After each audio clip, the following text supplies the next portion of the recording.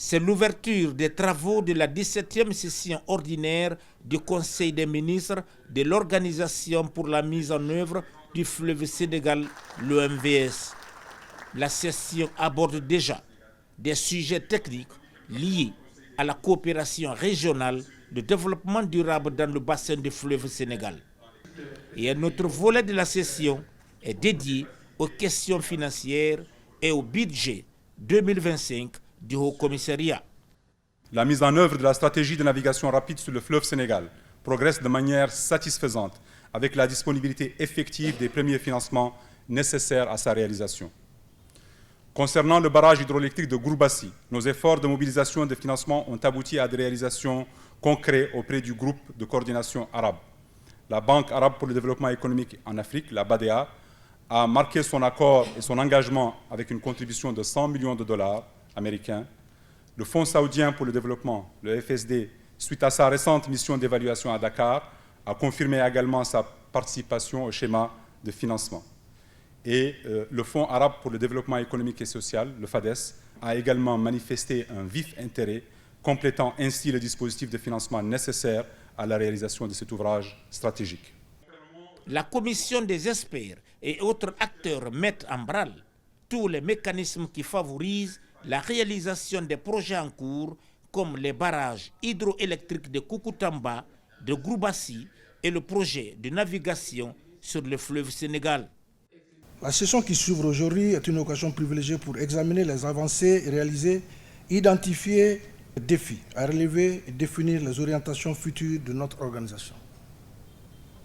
En effet, lors de la deuxième session extraordinaire de la conférence des chefs d'État et de gouvernement de l'OMVS, les plus hautes autorités de nos pays avaient donné des orientations claires pour accélérer le processus de financement pour les projets structurants de l'OMVS.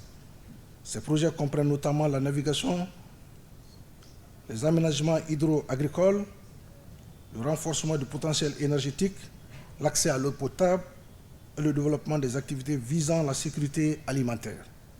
Dans un contexte mondial marqué par une crise multidimensionnelle où se conjuguent les mutations climatiques, les tensions géopolitiques et les vulnérabilités économiques, l'OMVS demeure un levier stratégique dont la pertinence ne cesse de se renforcer. En maintenant une gouvernance solidaire et proactive, nous avons su préserver la stabilité de notre espace commun, évitant ainsi les antagonismes que connaissent d'autres régions soumises aux mêmes impératifs de gestion des ressources. La menace climatique n'est plus une abstraction théorique, mais une réalité tangible qui redéfinit les équilibres hydriques et énergétiques de notre sous-région.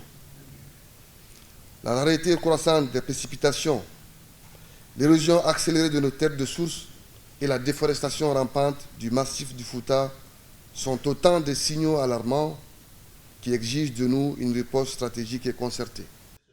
Pour le Premier ministre chef du gouvernement, cette organisation contribue efficacement à promouvoir le développement socio-économique de nos pays. Aujourd'hui, j'ai l'honneur et le plaisir de vous dire que la Guinée, où tous les fleuves de l'Ouest africain prennent leur source, assume et assumera toute sa responsabilité à l'égard de cette partie du continent. Les fleuves, l'eau constituent les vecteurs essentiels du rapprochement et d'une commune histoire et de culture entre des populations depuis des siècles et des siècles. C'est autour de l'eau que se sont bâtis les empires. C'est autour de l'eau que nous bâtirons l'avenir. Et c'est la raison pour laquelle la question du barrage de Koukountamba est une priorité pour la République de Guinée. Nous saluons également les efforts de l'équipe du Haut-Commissariat pour relancer et activer les constructions des micro-barrages sur certains de nos fleuves. C'est important d'assurer la décentralisation de nos ouvrages pour que chaque population se sente concernée, impliquée et bénéficiaire des investissements qui sont en cours.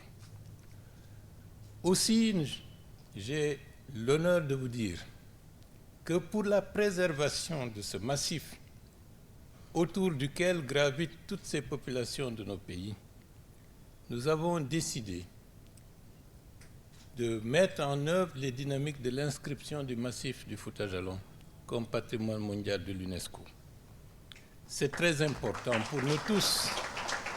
La préservation de ce massif et de son bassin est structurant pour préserver l'avenir pour des décennies et des décennies, voire des siècles, de cet espace africain qui est dans un contexte très troublé.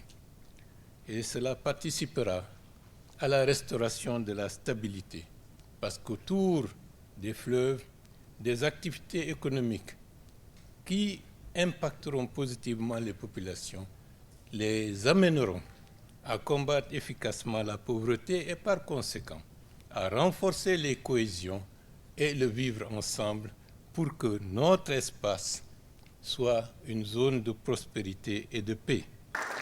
Ces travaux, animés par les experts de haut niveau, devraient permettre de renforcer les acquis tout en ouvrant de nouvelles perspectives en vue de viabiliser et de pérenniser des projets en cours de réalisation et à venir.